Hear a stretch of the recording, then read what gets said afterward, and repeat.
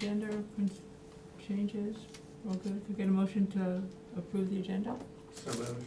Second? All in favor? Aye. Okay, minutes, everyone have a chance to look at the minutes? I'm reading them right now. Okay, they're long. I'm halfway. I will correct typos There was this one time. little typo, I can give it to you.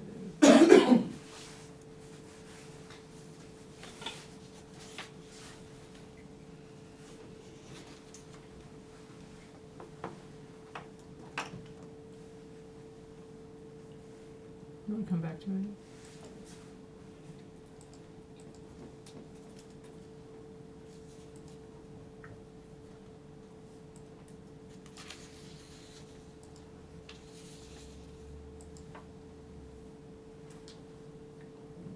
Here comes Andre.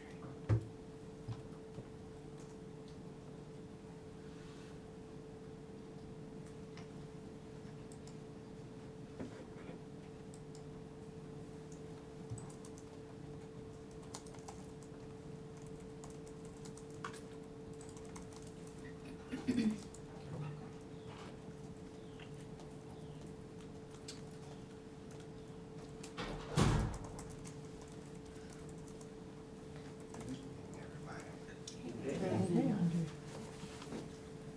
Yeah, We're waiting for a motion to approve the minutes, the 4 pages of minutes. Do you have your tardy slip? I think I do. Reach in my pocket. You got some cookies or something? Right. Sweeten the pot a little? Hot chocolate. Oh, that's smart. Motion to approve the minutes? Second. All in favor? Aye. Okay, let's get going. Mr. Davis, would you like to start us off with the capital improvement plan? Sure. Good evening, Chair, fellow board members, Superintendent Jones. Tonight we will discuss some further discussion on capital needs. Next slide, please. So we will touch on these 4 components. We will discuss and hopefully educate our CIP process, which stands for Capital Improvement Plan. We will discuss and educate what our summer projects are for this summer. We will discuss and educate the update to the new elementary school, which we know is our first bond project, where we are and what's to come. And then we will update, since this is relatively new, as some board members have stated, in terms of the design process, we'll go over some of those design phases and communicate key points and how they all align with making of the new school and any major projects that we have coming forth. So if you remember, I've used analogies like baking a cake. Today's session will be recipes for baking that cake. And so at any point during the presentation, if there are questions about these recipes, feel free to stop me at any time. But this session will be more, unfortunately, talking to you, but the purpose is to make sure we understand how the sausage is made, so that when you are out in the community and folks are asking about the money that they approved and why nothing has happened, you should be able to take this type of presentation and articulate why or where we are in the process. And that oftentimes helps when you have large amount of capital funding and people are not educated on how the process takes place. So these are just kind of how we will align our discussion today. Okay? All right, next slide, please. All right, so our CIP process, I've been here now 2 years, and since coming here, we have instituted this process that we will carry out each year. And each year will be different because we know buildings age and are worn at different phases. And so we usually start our design and ideas of what the summer to come ahead will be. And so our design for summer '26 projects started in the fall of this school year, based on our facility needs assessments, as well as the data we received from maintenance calls and things of that nature. So that went into the preparation for what we wanted to achieve in this upcoming summer. We then also look at how we completed last summer's projects, and we close out any purchase orders that we may have not spent all of those fundings, so like Eflin, like some of the roof project, we had contingency, which we planned good, but they're upwards of $100,000 to $200,000 left. And so combining that, and reducing those, and working with our finance department, we can better align our next upcoming projects in that manner. Again, we review this, and we prioritize that based on facility use and its longevity. And then we update the capital use to the board, and then from that, the board approves that. All along, we are discussing our funding source with the county that aligns that we know we can get these projects done in the time that we have set forth.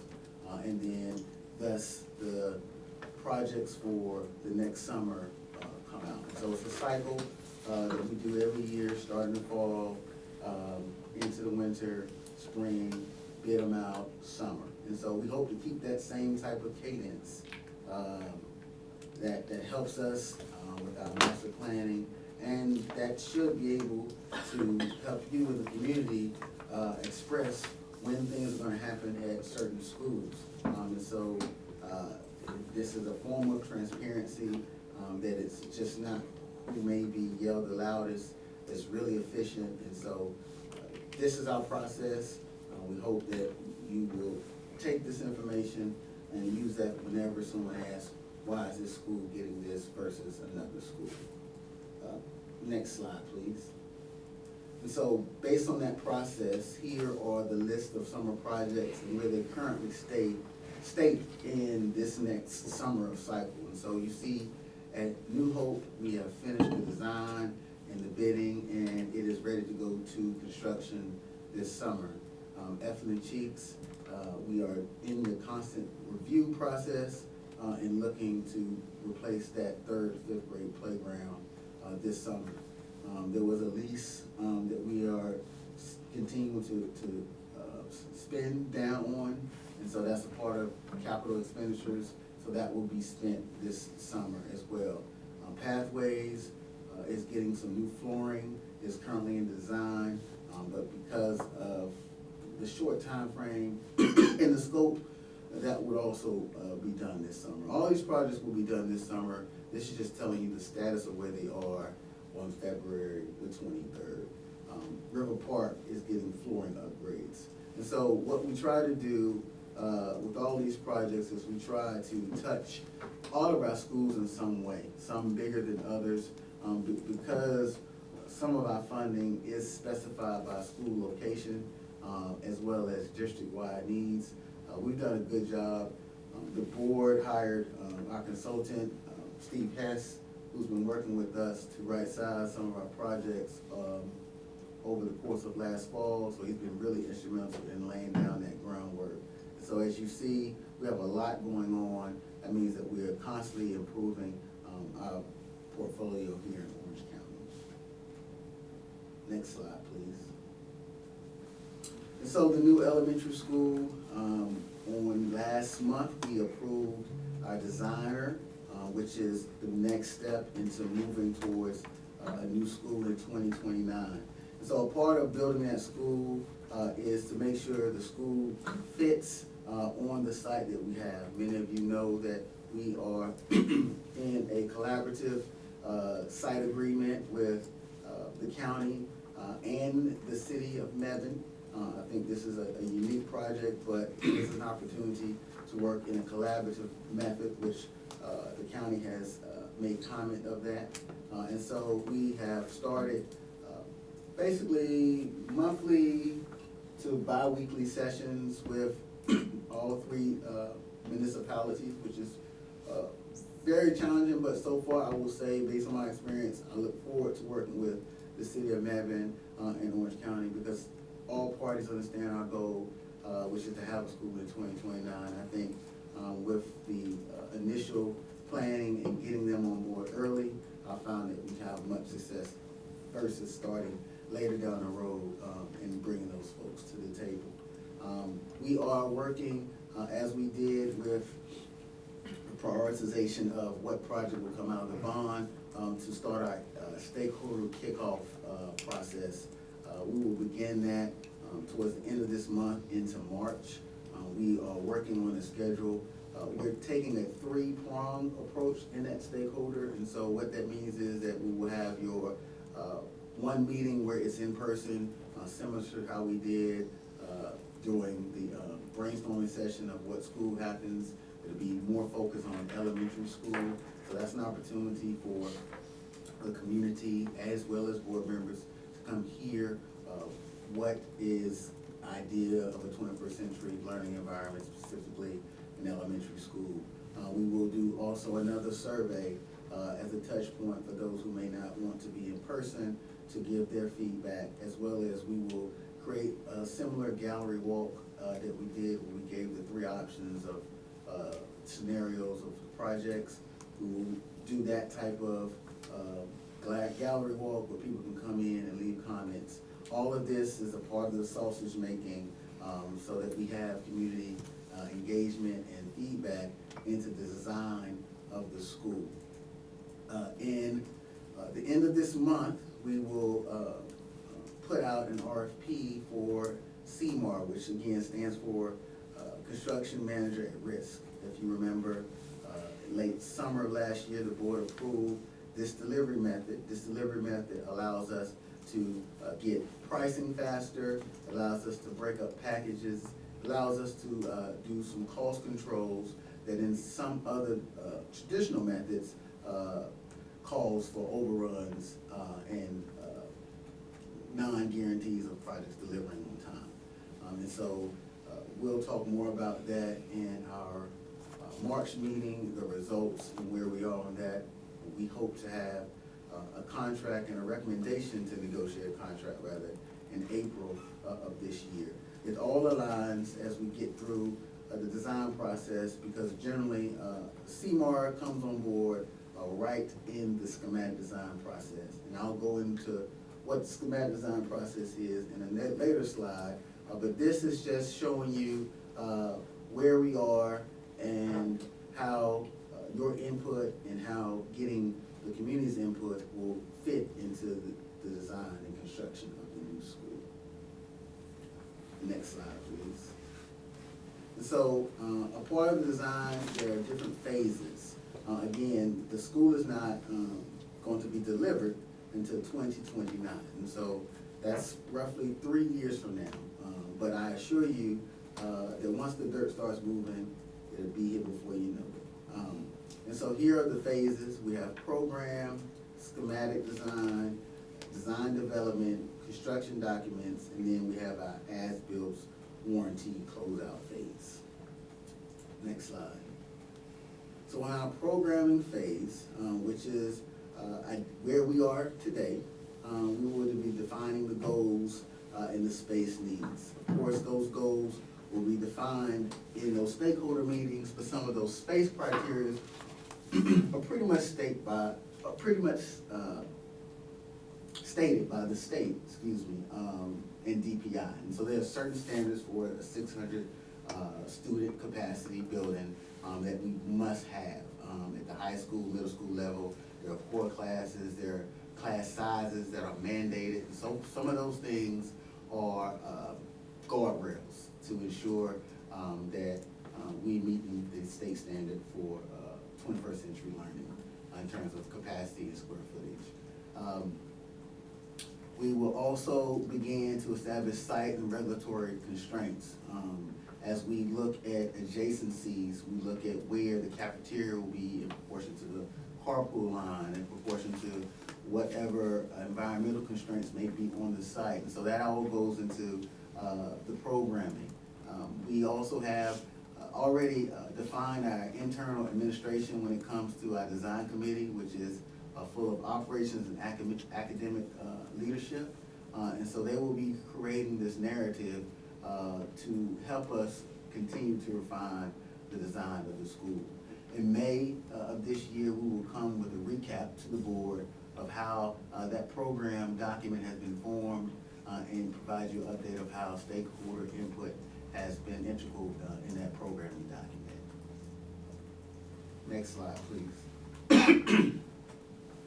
And so, following program, we have our schematic design. Again, this is perhaps towards the end of this phase, our CMAR will be on board to help provide us some of these deliverables. And so, at the schematic design phase, we will begin to see some massing, some conceptual site drawings showing the placement of the building, some preliminary floor plans, and then we determine what type of systems we want to use, whether it's a water-cooled, air-cooled, geothermal, various systems that all cost money, and those structural grids to begin the preliminary costs. We have currently set our construction budget at around 42.9 million. We want to stay within that. We also want to do better if we can. And so this will start to begin to see where we are, and it will show you how things do really cost. And so there won't be any surprises to us, because along the way, we'll be showing you how the sausage is made and how much the sausage costs. And again, constant review with the internal design team and getting their comments. And we will share that information in the fall of this year. Next slide, please. And so we have design development. Again, constantly refining, getting more and more detailed, getting more and more costs to determine what the end goal of that guaranteed maximum price will be. And so in design development, internally, again, we were looking at systems and how they work and how teachers and administration have to function. And so the early part of 2027, around this time, hopefully, maybe a month or two later, we will then bring to you the design development. And based on board policy, that will need a board action or a vote to approve us to move forward. What you will see at that point is renderings, layouts that show adjacencies to cafeteria, carpool. It will really be almost pretty much the building as is. Not too many things will be moving at that point, and this will move us to the construction documents to actually build the school. Next slide, please. And so, yes. Thank you. Mhm. Yeah, sure. So, you're saying for the design development, we're gonna get what you just said. But I'm wondering if within that design development, are we gonna get some possible quotes with the schematic if we decided to do any of this hypothermo that you mentioned, or any of those things? So, at each phase, we will provide you some preliminary costs, but they will be broad because the information is not as detailed. So, an example of schematic design costs would be the fact of square footage, and based on that square footage, how much HVAC you would use in that square footage. And then an example of design development would be that we have the square footage, but we wanna wrap the building in brick versus metal panel, which means that the HVAC number will be different because you now pick the skin that may or may not be more efficient to that system that we provide. Again, this is the subject matter expert talking, which assures you that these costs, there'll be no surprises. So to answer your question, yes, at each level, we will have some numbers, but they will get more refined as we move forward to greater detail in the project. Once we decide, okay, thank you. Yes. It's almost like if you're building a house, right? So you get a cost for framing, which is broad, right? Once you get down to construction documents, that's when you're trying to pick the granite countertops and the porcelain whatever and the gold plated, you know.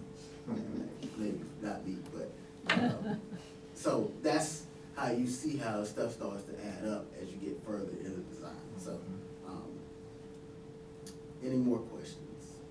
I think there may be a bunch, so I don't, do you wanna, you have two more slides, why don't you finish and then Sure. we'll open the floor So for construction questions. documents, again, are those technical specifications that deal with life safety, making sure our corridors and, all those dead ends are taken care of. And then, of course, along the way, CMAR is running constant information bidding with general local contractors to get us the best pricing and provide us information on what materials will be more advantageous to meet our end goal of being on time and on budget. Again, we're going through those processes of state and local permitting and reviews. The site plan right now here in this jurisdiction is taking around 6 months.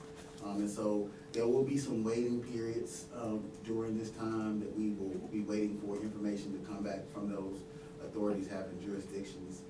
But what we will bring to you in the summer of 2027 is a contract or GMP, which stands for Guaranteed Maximum Price. We hope to be under $42.9 million for the construction of the new elementary school. And so, based on all the information and the various phases of information that you received over the last year, we hope that you could improve that contract so that we can start moving with the next slide. And after the school has been built, punch, similar to your house warranty, you have an 11-month walkthrough where our maintenance team is not obligated to touch anything until after that 11 months. And then once the 11th month is over with, it's all yours. So that ends the process of the school. And with that, we'll take any questions. So what's it, cause there was a CIP and then there was any preference on sequence? I think we should do this first and then go back to the CIP, because it's more complicated. Questions on the new school? Comments?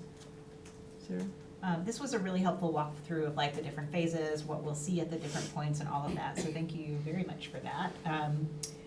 One question I have is about in that timeline, like the only official approval here really is the construction documents. And I know you talked about the stakeholder engagement process, and then there's also like the programming document and the schematic design. Those are things that are happening before that.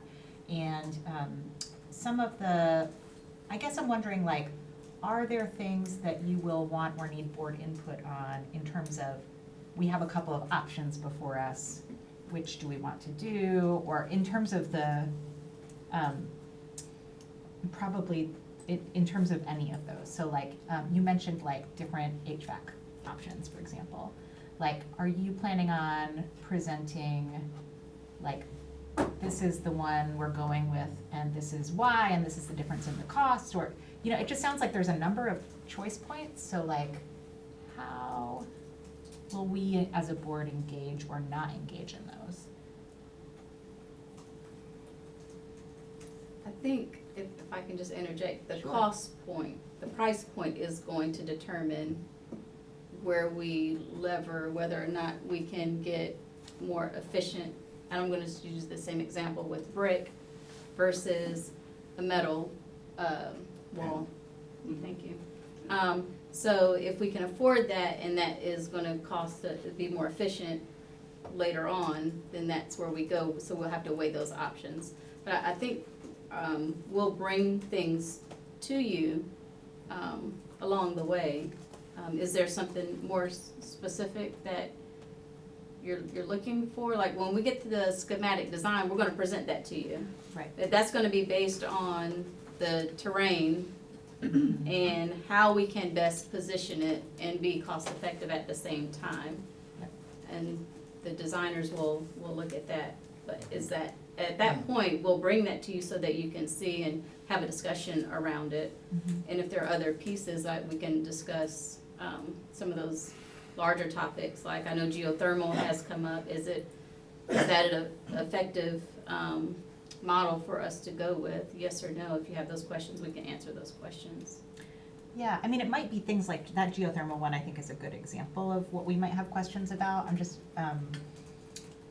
and like, are those things, like the conversations that we have around the programming document, maybe it's the schematic design, like, will that sort of elicit? Yeah, like how, So I can say yeah, typically, yeah. we bring the design contract.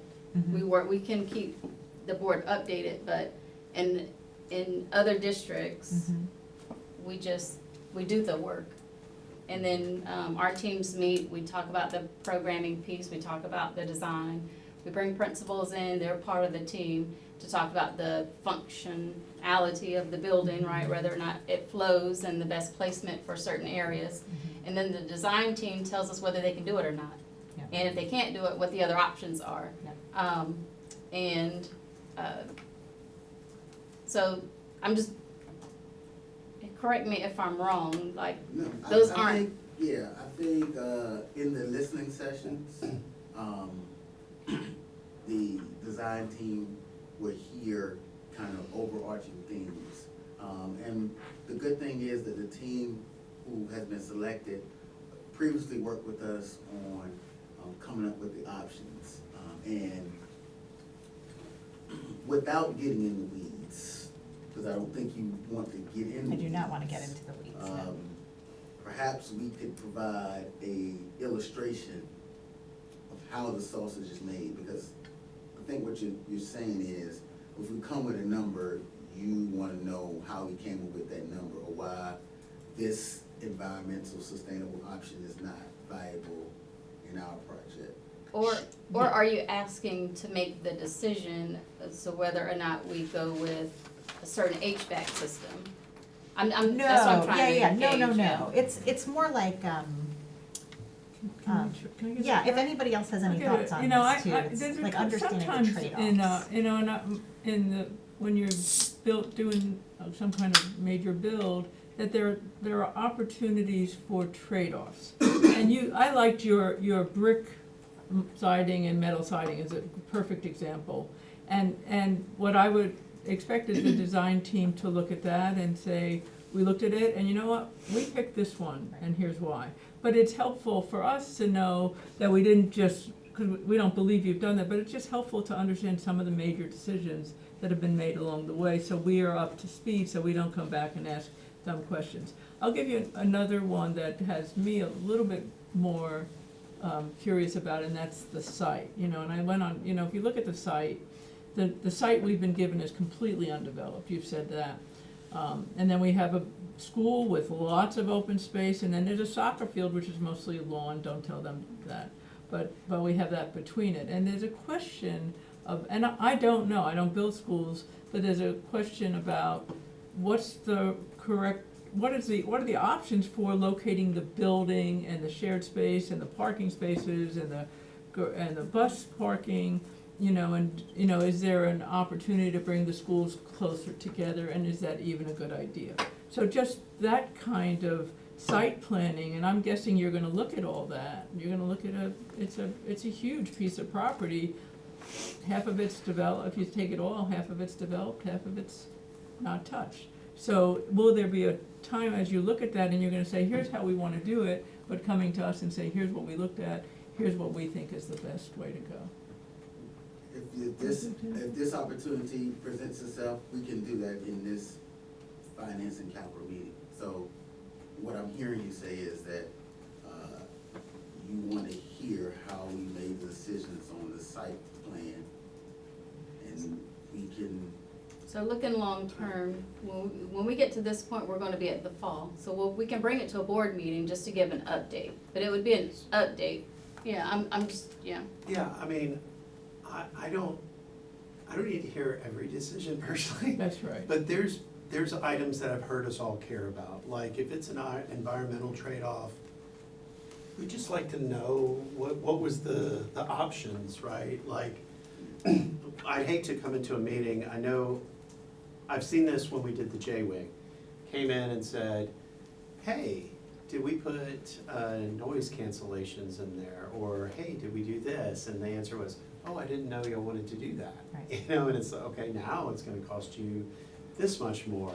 But I think all of us have talked about like net zero and reclaiming and stuff like that. So I think it's just those level of things, not like everything you're deciding. That would be like, So what we Crazy will, amount of what we data. will bring to you is the program document, which will be pretty much your educational guidelines, which will ballpark tell you what's going to be in the building without it being designed. Like, that's the program. That's what we take after we have listened, and then they start designing that based on the number of students and everything that we heard. All while under the umbrella of, we have $42.9 million. So that's a guardrail. We also have a date of 2029. So the design has to move in this manner in order to meet that date. So those are guardrails that cannot change. I am confident that the schedule that we've put together will illustrate why we've made the decisions that we've made. And you won't need to be put in that position to make those decisions. It will be clear of why the building is in this position based on the experts. So you won't see a building in the wetland. You won't see. Of course. So that's what I'm like, Right. like, there's nothing that Yeah. we can, there's nothing, if I wasn't a professional, there's nothing that I could think of as not a professional that the professionals had not thought of. So that's why I'm trying to understand, what decision do you want to make that a non-professional That's not should what we're, not? that's I not don't what we're think it's- asking, Yeah. that's not If what I we're could- asking. I don't think it's making decisions, and I don't think it's like checking your work Yeah. or like any, like, full respect that you and the team of people working on this are gonna be the professionals and the experts in all of it.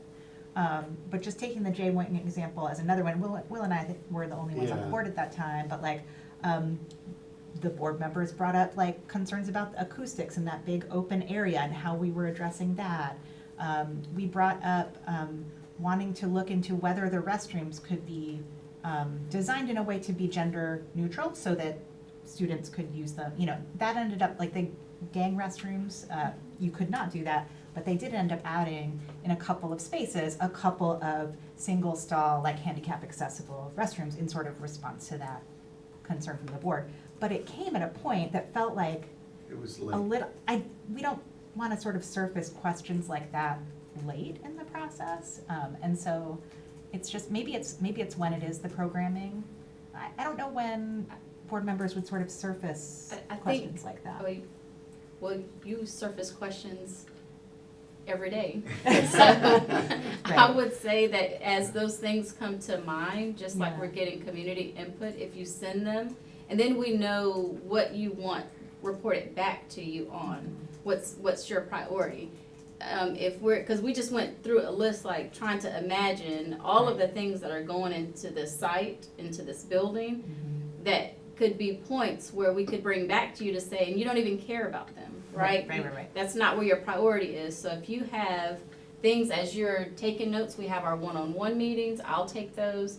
You can send them to me directly, and then we'll know whatever point we're getting to in the fall with the programming piece, like, here are some things that I know you had some thoughts about, and here's how we were or were not able to incorporate these things and why. Right. That way the process can move along and we're not pausing anything to hear if there's more feedback, because Right. that's gonna delay the project. And Yeah. that was my main concern, Yeah. was I didn't wanna get to the point of the construction documents to Yeah. then be looking at something and say like, I mean, Yeah. I probably wouldn't bring up the same issue in an elementary school restroom, but you know, like whatever those things are that I don't know that board members are thinking, or like Yeah. parking, like the park. Yeah. Again, that's gonna be on your list of things to figure out, I'm sure, but. Yeah, and those things typically come up when we have our sessions with the community, with the staff. You know, it's not like this is a building being replaced, right? And that staff is there to say the things that they hope and dream to see in that building, right? This is gonna be a new facility that we're going to have to, you know, like we explained, do some major redistricting to get there. So we're just gonna take input from everyone, and so if you're attending those sessions, I mean, a lot of you attended community impact or engagement around the bond, you gave your feedback, same way, but if, you know, you can give those to me, that way we know what to either keep you updated on, and I can do that through my regular updates as well too. And that way, we're not all over the place, because that's going to get a little bit frustrating, I think, for the team, trying to remember or think through the things that you really want to see. So if those things are, there are high-level things that you want to see, we can report back on those. It'll help make it easier for us. I'm gonna throw out something that I know that's been done in this district before. Rhonda probably remembers. When Cedar Ridge was built, the principal was chosen before or as the school was being built. And the principal was on site for some of that. If I'm correct, Rhonda, if you remember this. And I'm just wondering if you're gonna select a principal before this starts, or are we waiting until after that starts? Because some of that is deciding the colors that the school will have when it's finished, and that would need to be somebody besides us, I think. I don't Well, know. we're gonna have multiple principals on the committee to help with that, but as we get closer, we'll be able to outline some of Okay. that too. Just, Yeah, just a comment, because it's great, I think we'll all show up at some of these meetings and partly to hear what other people are saying. But also, I find it useful as a board to hear what the other board members are thinking, so once in a while to get an update from the board, because we're gonna get the question from the public also, why didn't you do this, or could you do this, so. It would just be helpful to get, and for the public to hear, in the spirit of transparency, for the public to just get an update on here's where we're going, here's how it looks, you know. So Yeah. I think that would be Yeah, very useful. so we said we'd bring that in the fall at a board meeting. And then also, if you have feedback or anything to share, well, the fall is when Okay. the It's done, schematic. but we're done by then, right? But the No. stakeholder, there's No. the stakeholder engagement Yeah. pretty soon, right? It And is. then Yeah. the So, program piece and then the. When we come schematics. together in May, I think that was on there, he's gonna go over any of the engagement pieces. And this is where the board can have that conversation.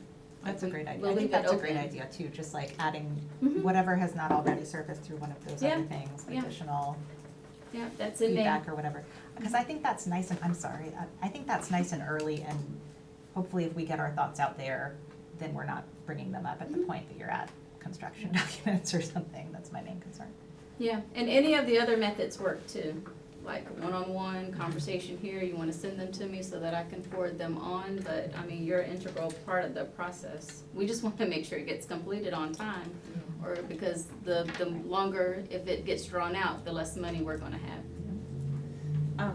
I was wondering, Mr. Davis, if you could just tell us, what is some of, the bi-monthly meetings where City of Mebane is also present?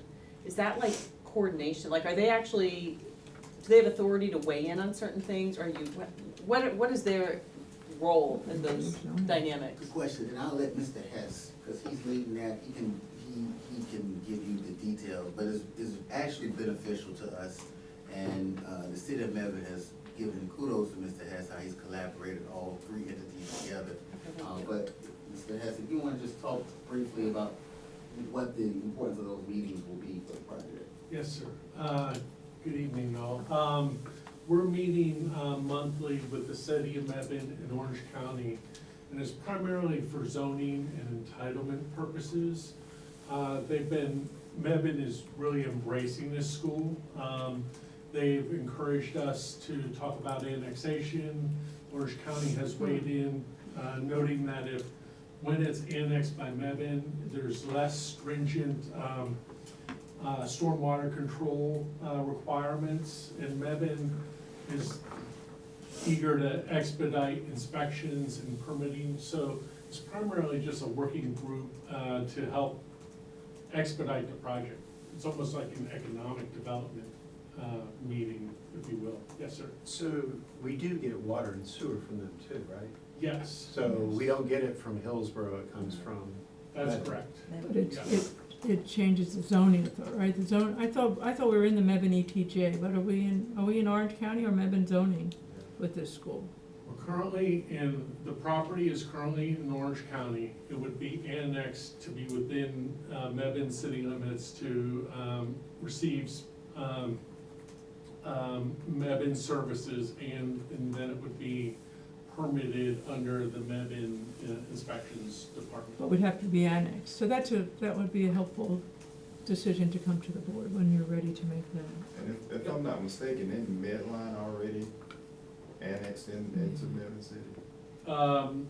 Which one? The, Industrial park. industrial, well, that Yes, industrial. parts of it are, not all of it, but Okay. yes, yeah. And we've talked about the annexation, I think at least 2 meetings back. It's been on the agenda, and we can bring more information to you. But it's essentially, if we wanna use that property, it will have to be annexed. If we want to If we want to build on that Orange County site, it will need to be annexed. Is Gravelly Hill annexed? Not yet. I don't, So I that's, I guess that's a confusion you're seeing Yeah, on our I don't faces. understand If that. Gravelly Hill was built without that, why does this require it? The extension of the sewer and water line.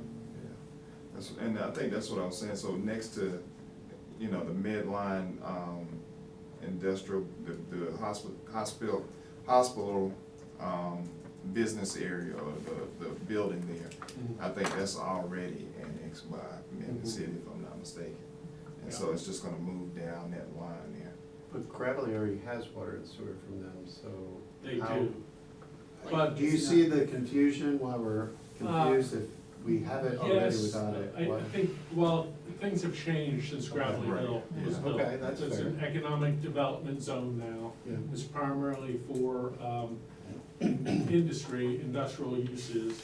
And the water load and sewer load of that school is gonna be greater than the warehouse. Okay. So those are the primary reasons. And if, for instance, we decided to do an addition to Gravely, it would trigger an annexation. Yes. Because it wouldn't be enough for that pump station. And I'm almost certain when we talked about this land, we did make mention that this would have to be annexed. And the county was on board with proffering this property in the event that we wanted to use it. And the board decided this is what we wanted to use it. And so the annexation may be new, but it's always been on the horizon of what we're gonna have to do to put this property within the current zoning ordinances. I think Steve's point about the faster permitting is a really important one for the project itself. Mebane won't, we don't pay taxes, so that doesn't That's matter. correct, And, will we get services from Mebane? yes, So we'll get fire and police and all that? yes. And there is a conversation above and beyond the zoning and permitting. Mebane Parks and Recs is Yeah. interested in discussing shared use community center. Basically, we're exploring the idea of enlarging or adding some Bleachers. bleachers to the gym so that they could rent the space out during the weekend. And But that will be cost controlled to be able to say these bleachers cost X amount of dollars, and the city of Mebane would be willing to fund Yeah. that cost of the bleachers, because that's not needed in the traditional elementary school. But because we're having these early conversations, we are able to look at opportunities to share costs and facilities. So, but you will see that line item as we get further detailed, so it'll make sense. So what happens to soccer.com in between? That would be continuous annexation, so it's not a satellite? that's That's correct. correct. No, all that parcel that's owned, everything that's owned by the county will be annexed into the city of Mebane. So the county also, Orange County mentioned about shared spaces as well. Does that mean both would have access or? So currently, we are funding just the elementary school, and the county has not they made mention of shared uses, but they have not made mention of funding shared uses. So, we're moving forward as if, we're just building an elementary school. But as we get further in design, there may be some opportunities as we continue to dialogue with the county, for there'll be some shared uses, but at this point, only the city of Lebanon have really been, straightforward. Okay, so I do wanna share that I do have a concern about the parking.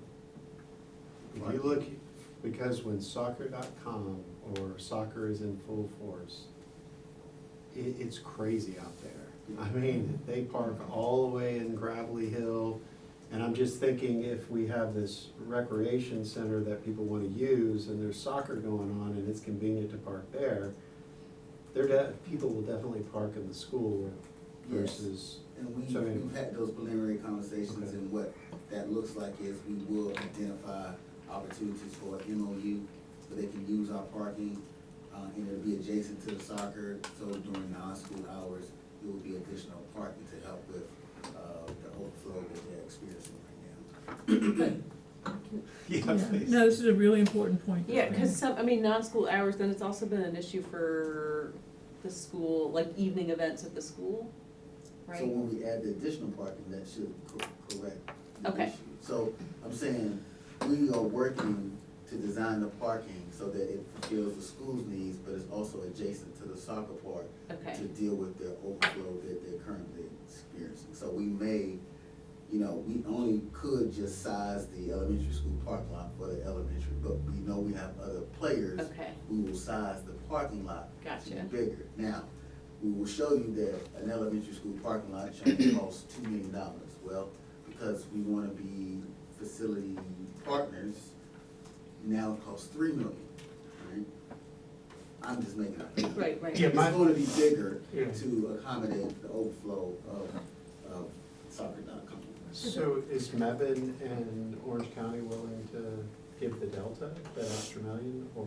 I don't really know. I know I'm asking questions we But don't these know, are, but these are, anyway. we have to move on, but Yeah, these yeah. are, this is exactly this the is kind of topic important, that really, the board needs to understand this decision process, and I just wanna and the soccer.com thing is a really big deal, but I'm just gonna add that the overflow on the car rider line from Gravelly Hill is also a mess, and right, so that's something that it would be really nice So to look at Mr. that. Davis has established a baseline that we're building an elementary school, that we're open to the idea of shared uses, but anything that's above and beyond the elementary school would be funded by the party that's sharing the use, whether it's Orange County or Mebane.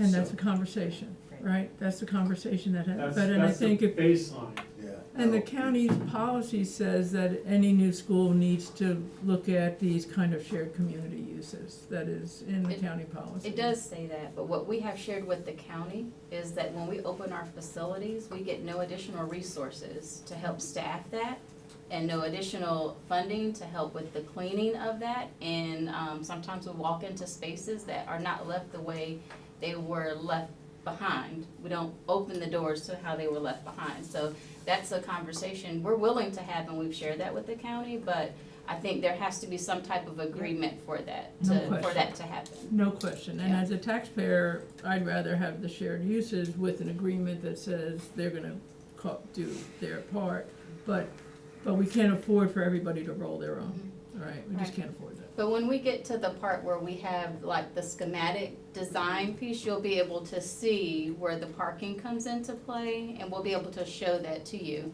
And bottom line, if it doesn't work for us fiscally, and we don't have folks that are willing to say we'll take on some of this with you, then again, like he's saying, the baseline, we're building an elementary school for Orange County schools, right? And then, however, we have to address the parking issue, because it's an issue now. With, folks not, or using our parking either right after hours or even in the evening when we have some events. So, we're hoping to try to correct this through the project, but you'll be able to see it a little bit sooner.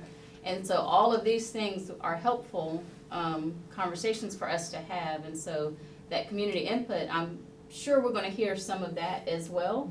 And then we'll be able to kind of tie that up in May when we come back to the committee meeting, to have some of these discussions, and so these are good for them to keep in mind as we're building out and planning. Okay. We also have taken a school tour of rankings. Raskins Elementary. It was suggested by the city of Mebane because there was some partnership in design and construction of that school with the city of Mebane. So we're taking a tour with the design team early part of March, I think, to see how that works currently, and to get some design ideas, for our elementary school. Which is in Meadowmont, Chapel Hill, Durham area. Yeah, Okay. yeah, Meadowmont, and we would likely model something like what Chapel Hill Carborough has, where you can go online and actually rent the site, rent the use, so. Okay. Any other questions on the design process? Everybody's good? This is great, I just wanna say that, Yeah. it's great. Yeah, and this is very helpful, this is really helpful to see how it's gonna unfold. And good, really good conversation. Just a quick, on the CIP, any questions on the CIP? I have one, and that's, it would really be nice to see the projects and the dollars together. You know, we're used to seeing the projects with the overall costs, so we understand how much, what it is. 'Cause we've never gotten it without that, so is it possible? And then the other part of it, I mean, we'll get into the budget, but if you read the county stuff, it looks like they're gonna start playing with PAYGO again, that they might limit the PAYGO funds for us. And the question is that gonna affect the projects that we're committing to next year? But without knowing, I mean, if it's a $20,000 project or a $2 million project, it's very different to us. I love the design, construction breakdown, it would be lovely to see that if you had that. But the bottom line for the CIP to know, at least for the projects for the next year, how much each one is. So I wonder if we could just get, because we've not gotten that yet. So a list of projects and their estimated values. The estimated costs, yeah. Okay. We can get. Really simple. I know, it's like, it's like really, really simple. Just a clarifying question, do you mean that for these summer 2026 projects or for the CIP? I want that for the we- CIP that we just approved, because it only had one, it had a bucket for the PAYGO project, or the maintenance, the bond project, then it had like $3 or $4 million for the rest, but the actual specific projects. You want the projects, and the whole 10 years, or the projects that are happening now? Just the next year or two, 10 years from now is another life. The So next if year I would got be you the great. projects that are gonna happen this summer and those estimated dollar amounts, would that be enough information? Well, I don't know, there's other projects that are, you said that the New Hope, mentioned Right, the something. New Hope Elementary, there's a contract that will be before you next month for $345,000. The budget was $400,000. Okay, it's relatively small. You want those estimate numbers. Yeah, just the estimates, we trust you, and you already giving us reports on how the projects are going, so we'll see the savings there if you have the estimate. I just wanna make sure that when I send the information to Dr. Jones. Yeah, that's all, it's very simple, Summer projects and the estimate values. Got you. okay? We actually Sure. just sent that information to the county, so. Well, we'll send it to you. send it our way, All right. send it our way, it'd be great to have it. All right. Thank you, very good, really good it's exciting. Oh, one other thing, can I just say, Fred, you are like a renowned expert on 21st century schools. Although is it possible, will you be doing a community presentation on that? I mean, it'd be fantastic if you, it would be fantastic. I think his hands are full. Everybody- I think his hands are full. I think he's got it. Oh, that extra He's you got pay, it. Yeah. you know. There's no extra In your pay. free time, you can put it So, I don't wanna see it on the stipend. That's a report. no. The extra you pay, Ron? No. No. No, there won't be any more Yeah. presentations. We're building a 21st century building, so they're gonna see this right along with you. Okay. They can Yeah. come listen at the board meeting. They sure All right. can. Right, yeah. Yeah. Gotta see Okay, the I school tried, window. sorry, public, I tried. Now I'm disappointed, Yeah. okay. Well, you're gonna get it piece by piece. You'll be able to Okay. do your Yeah, own you can do presentation it. by the end of this. Yes, I'm gonna leave Yeah. you subject matter expert. All right, great. Thank you, it was great stuff. All right, Ms. Rath, the budget. Absolutely. Good evening. We ready to change gears and let's start talking about what we are proposing as the superintendent's recommended budget for the 26-27 academic year. So I'd like to start with kind of laying some groundwork to frame the conversation. What is presented here is what the county finance department actually presented to the commissioners at their board retreat when they modeled looking at the revenue and expenses for the next fiscal year, a $21.5 million gap that they are looking at, that they're going to have to figure out how to close the gap. Okay, next slide. Also part of that presentation, they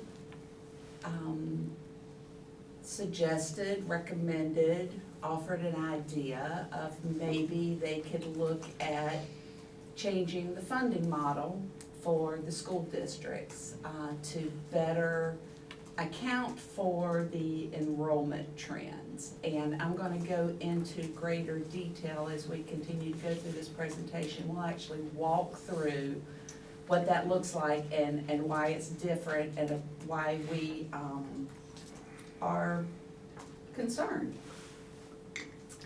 Next slide.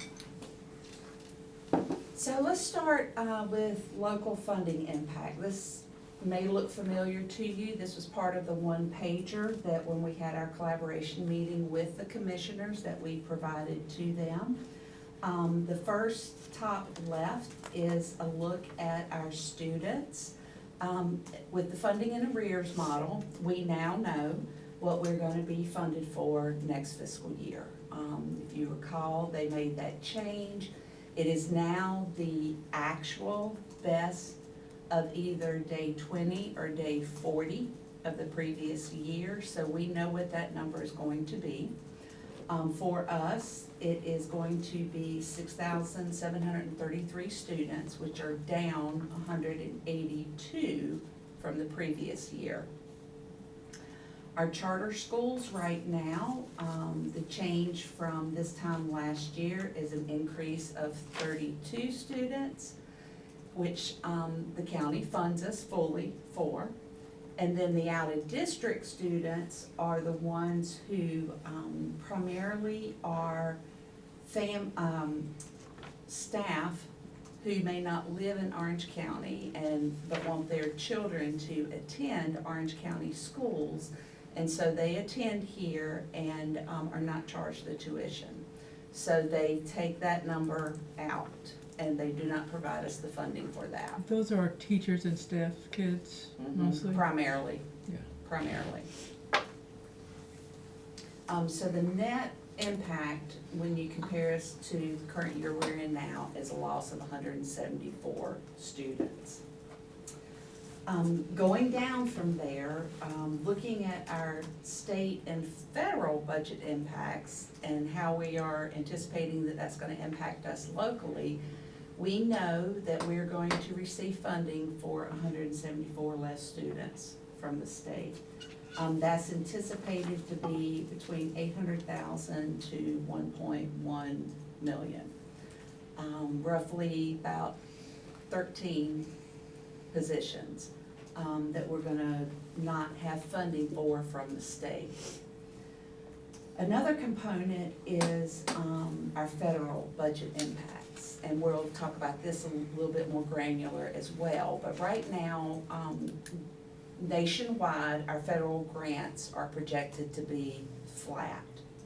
So what that means is that any legislated salary or benefit increases, we will not get the funding for federally. We will either have to make cuts in federal programs or positions, or we will have to shift those to local resources. Continuing down, another component that we wanted to share were how we've had changes in our mental health, exceptional children, and limited English proficiency funds, and how that has changed when we looked over the last 2 to 3 years. As you can see, in fiscal year '26, we roughly had, 3.1 million of our local budget supporting these areas in comparison to fiscal year '23 of only 2 million. So that's roughly a 53% increase since fiscal year '23 of where we've had to pick up more in our local budget. Wanted to also just communicate, share, that when you look at our staff changes, we are adjusting staff to align with our students. So, we are allotting students to our school, allotting positions and funds to our schools based upon the number of students that we are actually projected to have. And that's basically what that graph is just showing overall, that we are making those adjustments. And then the final bottom right-hand corner is just to kind of give a visual of how our revenue has actually changed over the last 4 years, with the first blue bar being what we were receiving from federal resources, then what the middle is state, and then the final component in the green is the local. And as you can see, state and federal has actually decreased, and as a result, we've had to shift more to our local budget. Next slide. Wanted to take a minute to kind of talk about what flat federal funding means, just to make sure that we're all on the same page. So this is a nationwide flat funding. So just for illustration purposes, you can see there that I said, nationwide federal funding for all of the states across the United States is $100 million. So flat funding means that it's $100 million. And that's all it's going to be still across all of the states. The allocations to the individual states can fluctuate from year to year based upon poverty data. So we can go up or we can go down, but nationwide, the pot is still only gonna be $1 million. It does not equate to that we're gonna get the same funds this year that we got last year. I think, that's just an important note for us to keep in mind when you hear flat funding, that doesn't mean that exactly what I got this year, we're gonna get next year. So basically, when you factor in the ADM reductions as well as inflation, we are absorbing those losses either on state or local funds. Next slide. Want to take a minute to talk about the recommended funding model change that was presented at the commissioners' retreat. And just kind of talk about what that means and why it's different, because the first thing you think of is, well, it's 3% on either number, so why is it different? So we're gonna walk through, and hopefully by the time we're through here, you'll be able to understand better of why one method is less cost for us and more budget that the commissioners have to be able to allocate to other resources. So this should look familiar, because this is what we presented to them in our collaboration meeting, where we said, if you change your funding model and increase our per pupil instead of our total net expenditure, we're looking at about $1.1 million that we will get less of from you next year as a result. So what does that mean? Next slide. So right now, the way that the model works is they look at the base budget that they gave the school districts for this current fiscal year. So that was $111 million.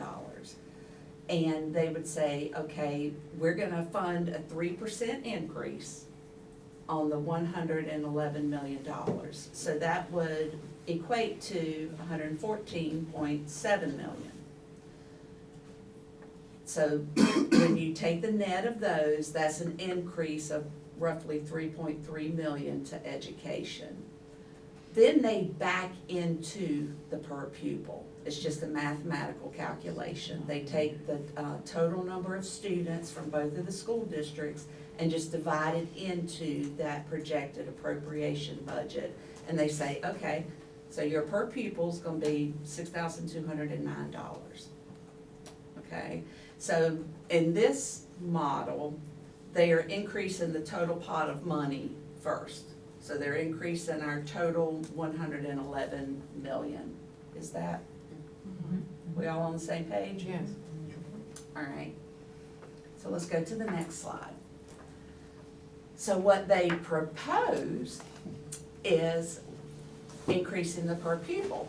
So this year, our per pupil was $5,877. So they're saying, let's increase the per pupil 3%. So they would take the 5,877, increase it 3% and say, okay, that's $6,053 per student.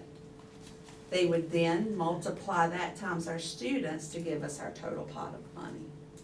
So when we look at it in this scenario, we are actually losing and having less funding as a result. Is that, I know I'm not trying to oversimplify it, but I'm trying to simplify it in some ways to kind of help understand exactly how this is going to really impact us.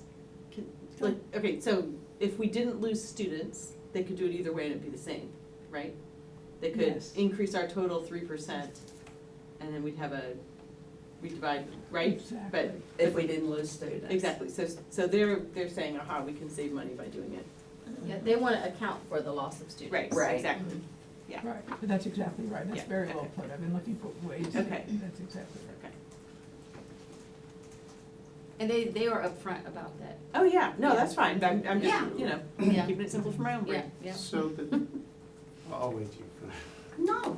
Well, there's something else they mentioned that I didn't see in this, but they also mentioned they wanted to change the calculation to include more capital. Mm. So when you talk about the 49%, if they start moving the needle towards more capital, that means less expense dollars towards teachers to calculate that 49%. And they said with the bond money, there would be more capital money, and therefore they could still meet the quote 49. Because the question came up, if you start giving us less money, does that mean you're not gonna give us 49%?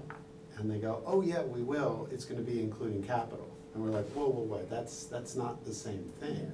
I didn't, So I just want to be very transparent. They didn't share how this calculation would change, but that's very concerning on the 49%.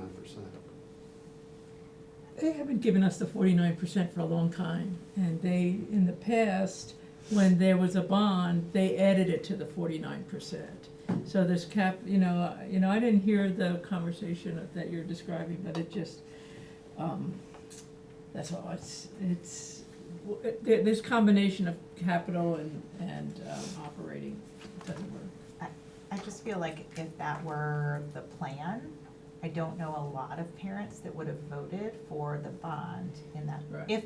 If they knew it meant that there were fewer dollars going to children's classrooms. It was the Right. plan to operate So on.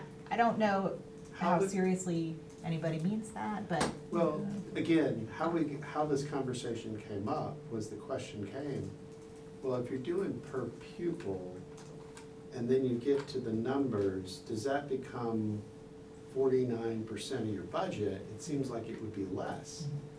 And that's when Okay. we'll include capital, and that will definitely show, and we're all like, well, that's concerning if you're changing where you're giving it, because we can't take that money and do state mandated unfunded things with capital. Right. So, I think it raises the bigger, and there's another, there are disparities between the two school districts, not just the 20% in taxes, but there are disparities in operating costs between the school districts. One of them is even the funding in arrears. We're sending more, so they give it, we have kind of a cushion of the difference because they're paying us for more students. But most of our cushion is going to charter schools. Chapel Hill's money is not going to charter schools, they're keeping that for themselves, so it's an additional cushion.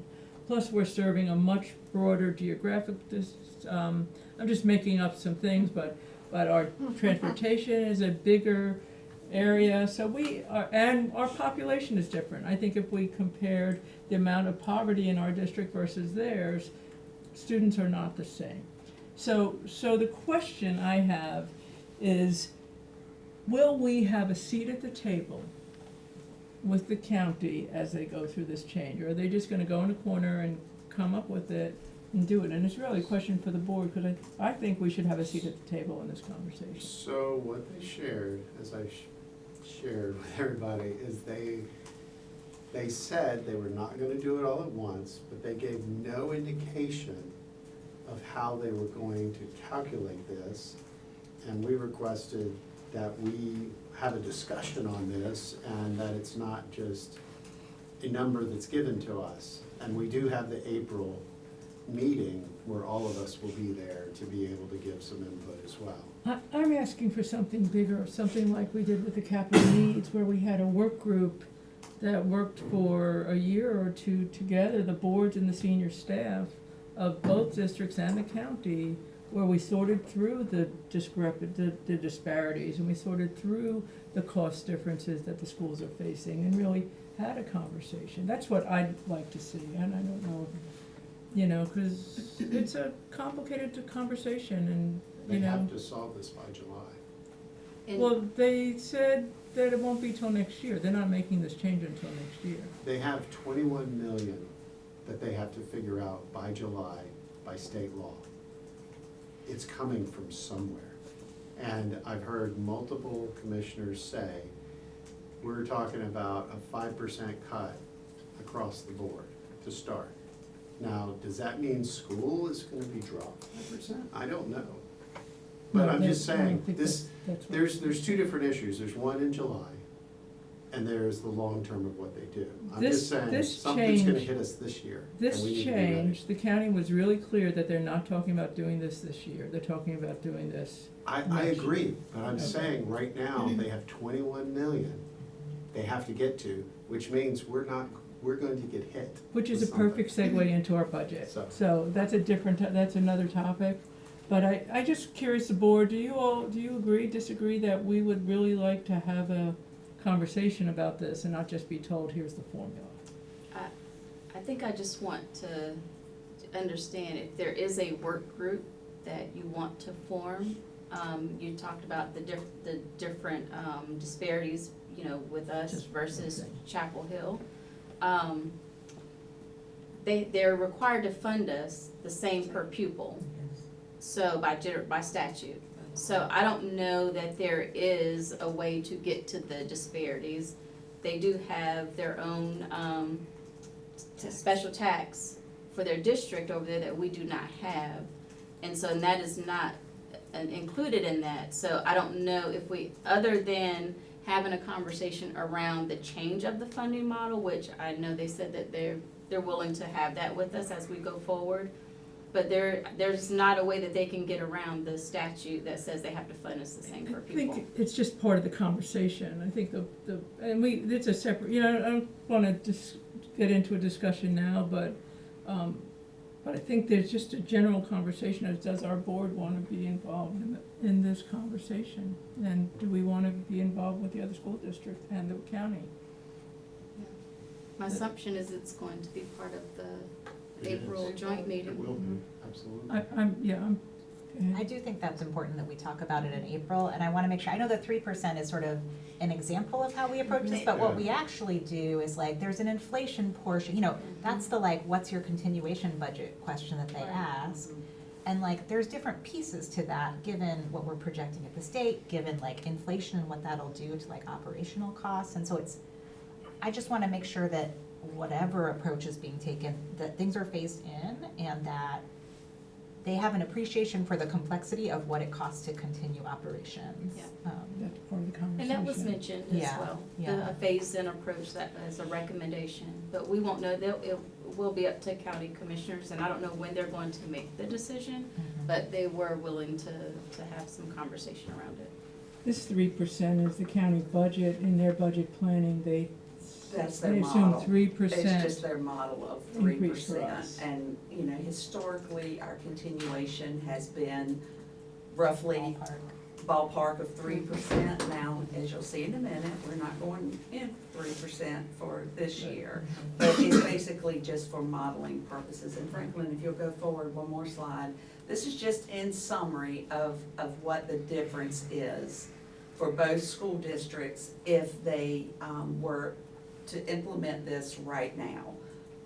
That would be a $1.7 million reduction for Chapel Hill, a $1.1 million deduction for Orange County Schools, and overall, they would net $2.7 million in their budget that they would be able to add back.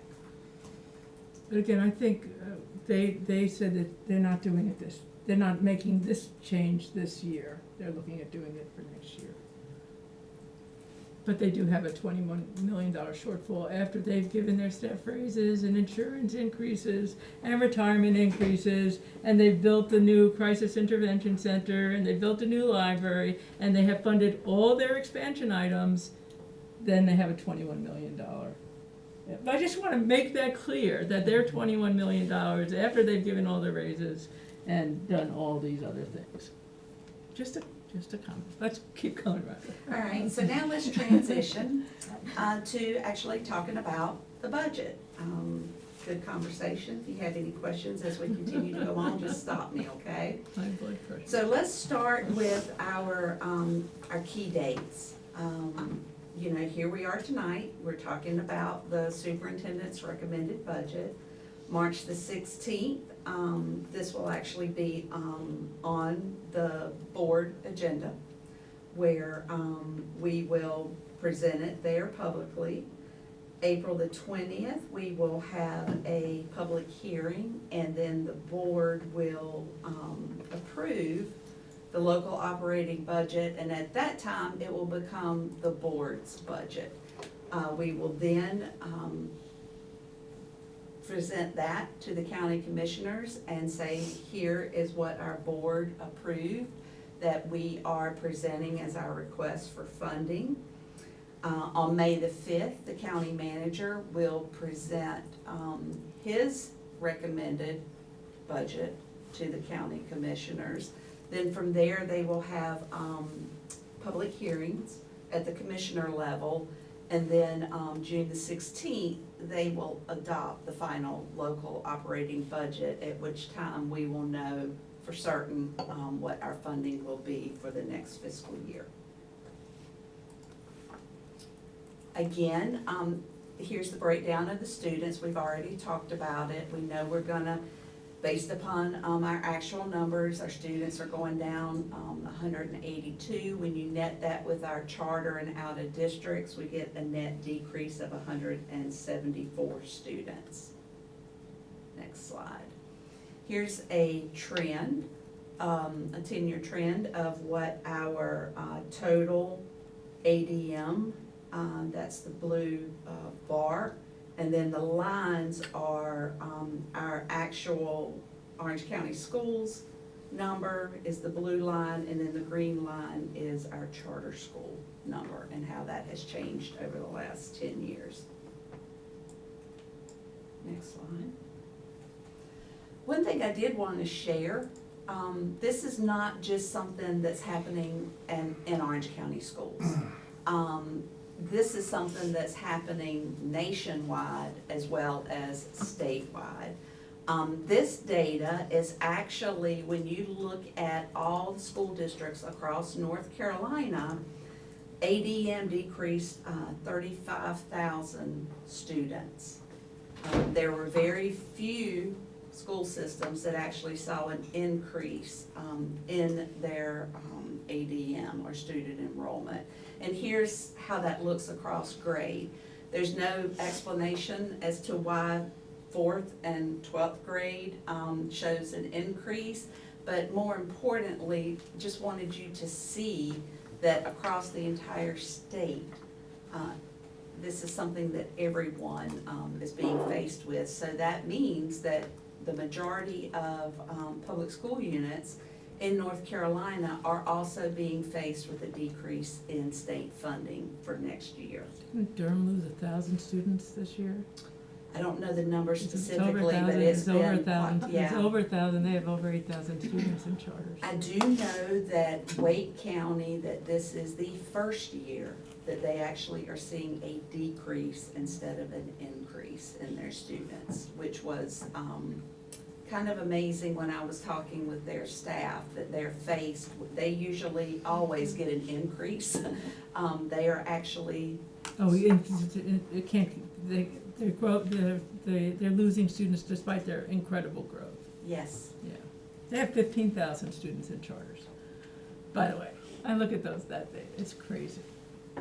Just a clarification reminder question about ADM versus like average daily attendance, and like how this gets, the 20th day and the 40th day of school, is that like the ADM is like a point in time count of the kids who are in the buildings on those days or are enrolled in the district on those days? I'm trying to understand if like attendance affects this at all? It doesn't, okay. It's enrolled, and so from the minute a student, if the student shows up day one, it's called an E1, we E1 them, they're enrolled. And if they're absent the next day, they still count. So Okay. that number increases as we go up, and then we use the best of month 1 or 2. Okay, so our ADM is probably pretty close to our actual like enrollment at this point in the year. I know it can change a little bit, but, yeah, okay, okay. Thanks. good question. Next slide. Just wanted to provide what the demographics look like for Orange County school students and how that has changed over the last 5 years. And as you can see there, we've maintained in most of our categories. The biggest decrease, of course, has been in our white population over the last 5 years that we have seen a decrease. Next slide. Okay, so we, in collaboration with Chapel Hill, as well as talking with other colleagues across the state, this is a little bit more challenging because we don't have a budget right now. But we are, I'm sorry, it's just like, we are recommending that we request a 4% increase for next year. Yeah, I'm sorry, I have to ask this given the other conversation. The 4% was normally based on our total budget, the per pupil. right, So if you only put 4% to our per pupil, that's not nearly enough, right? correct. Okay, sorry. So, I just have to insert that as I'm trying to think through, how does this now change the way we calculate stuff, so. so when I'm working with Dr. Jones to look at our continuation budget, I'm actually looking at the total numbers in each of the categories that are here. You know, looking at salaries, supplements, benefits, and then those non-salary related items like our utilities,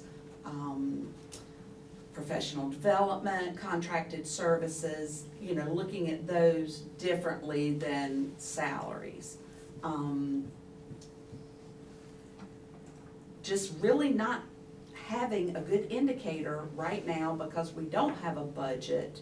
4% is the best,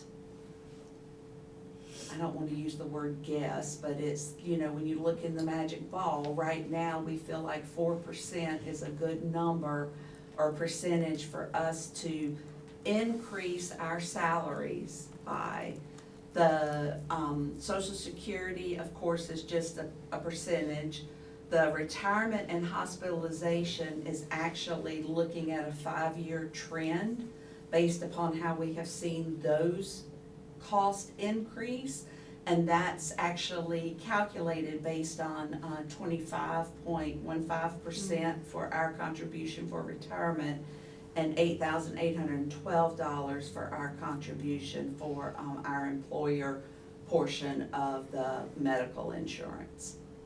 So are you saying 4%, would that be to cover 2 years, or would it be on, because we got 3% this past year, but we haven't distributed it, right, because So the state those- budget hasn't. Those are budgeted in our salary line items for a It's in- 3% increase, because we, at this point in time, legislators could still come back and say, you gotta give your staff a 3% increase. Got it, I'm playing county commissioner here, so the 46,796, that includes the 3% from last year. It does, And then the 48 is 4% on top of that. that is correct. Okay, And you mean, they could say, starting from January, or starting from, they could start it back from some other date. They can. Typically, when they pass a law for increasing compensation, it is retroactive to July. They can do that. They can say it's January. They can give one-time bonuses, which is, something that we've heard floating around that may happen for staff this year. And I do wanna also interject that the step increases that we were legislated, that we had to give our certified staff, they didn't give us the funding for that. And that was roughly about $1 million to 1.1 million that's in that 3% that we've had to give, that the state did not give us funding for. the commissioners are gonna ask about that, right? We know that's gonna come up as a question, this is very helpful, and you're right, it could, and I think next Tuesday on March 3rd, depending on who wins the Berger-Page race, I think it's gonna probably affects how this plays out. And the good news is we have another committee meeting before the budget hearing, so we'll have a chance to talk about this some more. When you mentioned the federal funding being flat, and us needing to sort of account for salary increases there, is that one of these items in here? Like, is that included in here, or is this just the local? No, I do factor that into my calculations when I'm looking at this, and also the associated supplement that goes along with that, the local supplement. That's, I try to account for that in this budget. Okay, great. Good questions, thank you. So, our estimated continuation need, Yeah, that we're gonna I'm just- present. Just, and I don't know if you wanna put it in here, but I do think it would be helpful for transparency, for even if we have just information about this. I don't even know how to ask the question, because it's, what is the lack of a budget this year, and how does that affect the numbers? We know the commissioners are gonna ask that, I'm certain of it. I don't know that, what are you asking that we may want to add? Well, there's qualifications, so there's some amount of money in here that we're accruing because the budget hasn't passed yet, right? That you're holding aside, because the county has paid us the money, but we haven't spent it because we're waiting for state budget, so they're gonna wanna understand. So we have spent some of the money because of We- For the step increase. The step increases. About $1 That million. wasn't planned for. Correct. About $1 million, About right? $1 But I think million that's to exactly the kind. 1.1 million we had to spend to afford that mandated increase. Really important to clarify that, and then how much hasn't been spent, because I think they're gonna wanna see that. That's all, it's just something, and they're gonna see that. Yeah, and I guess my counter would be, Good, that's the point. that. We've had some conversations. Right, that we still could have to pay those increases. It's all uncertain, right? Which Yes. will put us another $1 million in the hole, Yes, technically, right? Because of the $1 million that you've already spent.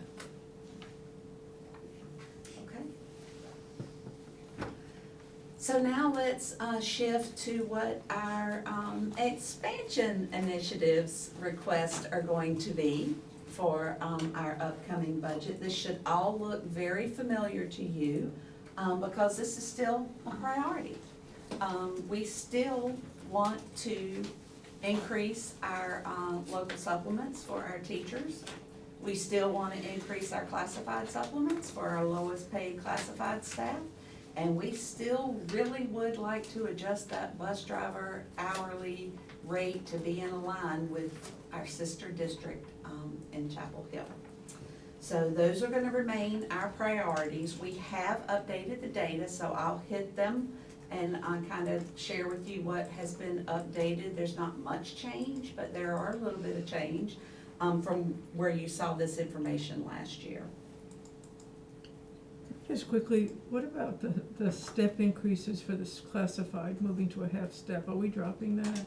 No, that's part of that's accounted for in my budget when I look at, because we have salary scales that the board approved with let me make sure I get this right, is it That's in continuation. 3? Yes, it's part of our continuation Perfect. budget. It's, Perfect. I love it. No, Okay. nothing else has to be said.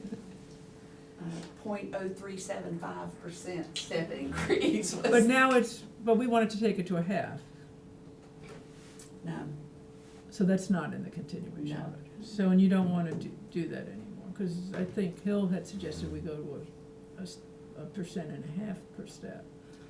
And we were when trying they to go to looked a at the half. salary scales, yes, they had actually, to fully decompress the salary scales and for everybody to see, a modest increase, a 1% step increase was needed on those classified scales.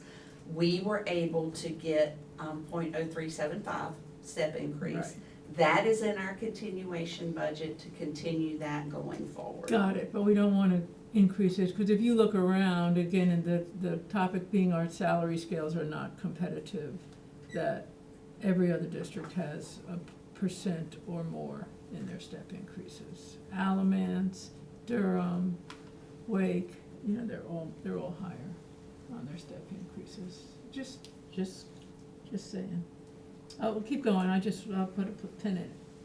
All right, so let's first talk about these certified local supplements again. This data should look familiar to you.